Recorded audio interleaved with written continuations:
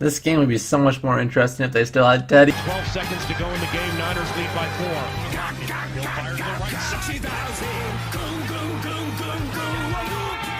side. Hey guys, what's up? JC back here again with another Vikings game preview, and this time we're going to preview the Jets because we play them Sunday at noon. So let's get to it, and let's start off, of course, with the injuries. And man, it's a lot of injuries this week. Let's look at the Vikings injuries, and again, no Dalvin Cook. This is starting to get old, and it sucks because every single week for the last couple of weeks he has one day fully participating in practice, and then he tweaks something and he's out. And this one was the strangest one of them all because he had full participation on Wednesday, the first practice that's on the injury report, and full participation. Then he didn't participate on Thursday or Friday and is listed out already for the game. So I don't know how that works. If he does he get tackled around? Does he work too hard on something?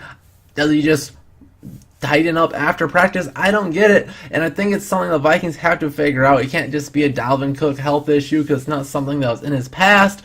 So I think it will, but I want it to very soon. Good news is Latavius is coming off his best game of his career statistically, so hopefully he can keep it up. Him, Mike Boone, Rock Thomas, let's go. Still out, Everson Griffin. Unfortunately, I have still no idea when he'll be back. There's been no updates, so I can't believe it won't be anytime soon. So hopefully by the end of the year we get at least some type of acknowledgement on that. Also, Riley Reiff and Sendejo are both out as well. So back-to-back weeks where they're out. Some more Rashad Hill at left tackle. Luckily, there's not a very high-powered deep edge rusher that the Jets have, so he shouldn't struggle as much as he did last week against Jones. And Sendejo, which means more George Alaka, who has played just fine in Sendejo's absence. So I'm excited to see a lot more of Alaka. Linval Joseph is questionable for this game as well. That's a pretty big piece because the Jets are really good at running the football. And if you take away our best run defender in Joseph, that could set up a big day for the Jets run game. So hopefully the big man can be healthy. At least we have really good depth behind him. So I think we'll be fine if he's hurt, but it'll make the game closer than it would like to be. So let's look at the Jets, and man, they're even more injured than the Vikings. Players that are out. Buster Screen, one of their top corners, is out, which sucks for them because we have one of the two best receivers in the league. So be a long day for their secondary because they have even more secondary injuries. Marcus May, their second starting safety, kind of their Andrew Sendejo of the bunch, where they have one that's really good and one that's May is solid, but he's out. And also, Quincy Enunwa is out, one of their better receivers, so just one less firepower option for the Jets on offense. And they have a lot of players listed as doubtful. This is more on the leaning on the side of they will be out, but more of a game time decision. So on this list, we have former 1,000-yard receiver on the Browns, Terrell Pryor. He's doubtful. Lewis, their linebacker, is doubtful. And Tremaine Johnson, their number one, their best corner, is doubtful as well. And also, their running back, one of their leaders on offense, Isaiah Cowell, is questionable. So a lot of injuries for the Jets. If these doubtfuls turn to outs, it's probably a 20-plus win for the Vikings. But segueing, I don't think it will be that much of a blowout. I think the Jets are an okay team. I mean, the record's 3-3, so that indicates mediocrity. I mean, not much worse than the Vikings. But offensively, surprisingly enough, they're the 11th ranked offense, averaging 27.5 points a game. But on the flip side, you see how maybe this isn't all to their offense. They get 340 total yards a game, which is 26th, 210 pass yards a game, which is 27th, but they do run the ball well, 130 yards on the ground, which is 7th. So they run the ball well. That's about it. Why do they score? Their defense sets them up with great field position. They capitalize, score touchdowns with those very short fields. So that's what we have to do. That'll be the name of the game. Limit the turnovers, Kirk Cousins, stop your fumbling, and we will be just fine, but it'll be a tough task. That's one of the things that the Jets are very, very good at, is forcing turnovers, interceptions, fumbles, anything of the sort. But offensively for the Jets, who's good? Well, like their whole team, a lot of players, they don't really have any elite players, especially in offense, but no glaring holes either.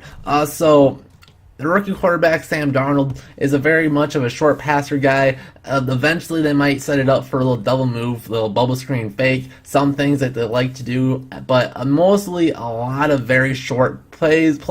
They will take those 4 or 5 passes all day. So hopefully, the Vikings will just have to tackle. That will be how the Vikings will stop this, is letting them have that 3 or 4 yard pass, tackle them right away, and see if Darnold has the nerve to take 4 yards up and down the field, which would be very, very difficult against the Vikings. They will probably have a few first downs resulting from those really short passes, but the Vikings will have to crank down on it and maybe jump a few passes, and this would be an opportunity to get some more interceptions for the Vikings. Darnold on the year, 9 touchdowns, 7 interceptions, 59.8% throwing. Not too special for one of the best rookie quarterbacks. As you saw in the team passing numbers, aren't very good, but also not a lot of weapons to help him out. So he's accurate, he's a good thrower, he's pretty mobile as well. So a lot to like from Darnold, but nothing that the Vikings can't absolutely feast on. And also for the run game, Powell is their leading rusher with 75 attempts for 323 yards, but very much of a split back system, as Crowell, the guy that's hurt, 70 attempts for 430 yards, a 6.1 average. Easily they're better of the 2 runners, as he also has 5 touchdowns on the year. If he's hurt, that's a big blow. He's probably the best offensive player on the Jets, even better than Darnold as of right now. So if he's out, makes the Jets basically one-dimensional. I don't think Darnold can beat the Vikings. Receiving, Inua, one of the receivers that is hurt, is their leading receiver, 22 receptions for 287 yards. Otherwise, Jermaine Kearse, former Seahawk, 16 receptions for 165 yards on the year. And then basically the wide receiver version of Trey Waynes, Robbie Anderson, 14 receptions for 270 yards, 3 touchdowns. Probably their number 1 target, trying to take the top off the Vikings, and with those short passes can set up a little double move underneath, up the seam. They might have something. They can get him matched up on a safety. They might be able to take advantage of it, but I think the Vikings will be fine on the defensive side of the ball, especially with all the injuries that the Jets have. I think we match up well. Anderson's the one that scares me the most, and I think Trey Waynes matches up very well against him. If he starts to be a problem, double team him, it will be fine. Kearse is good, but again, like the rest of the Jets team, not great. So nothing we can't handle on this side of the ball. Defensively, for the Jets, 13th ranked defense, 23.2 points a game. They give up 381 yards a game, which is 23rd, so we can move on them. 272 pass yards a game, 22nd. Hey, we can pass on them too, but we can pass on everybody. And 108.7 rush yards a game, which is 17th, just below average. So I think we can move the ball on them on the offensive side as well. But it will be about turnovers. They do have a couple studs on defense. Offense is very mediocre. Their defense basically the same, but 2 exceptions to the rule, and that is their safety Jamal Adams, who's kind of like the AFC Harrison Smith, a second-year safety, and already kind of in that conversation as a top 5 safety in the NFL, and he's very good. He kind of does it all.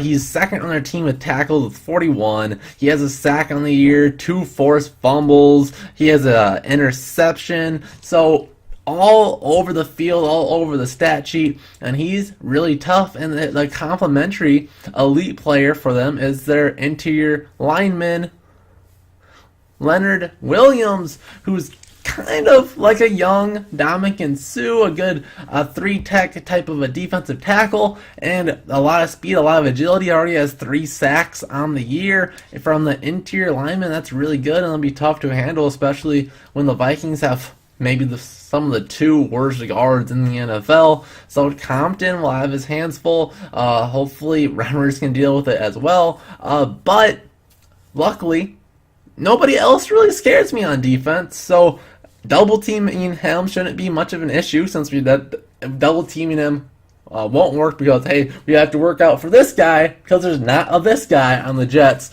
So double team him. A lot of David Morgan hopefully got to get those chip blocks. Latavius Murray's one of the better blocking running backs in the league.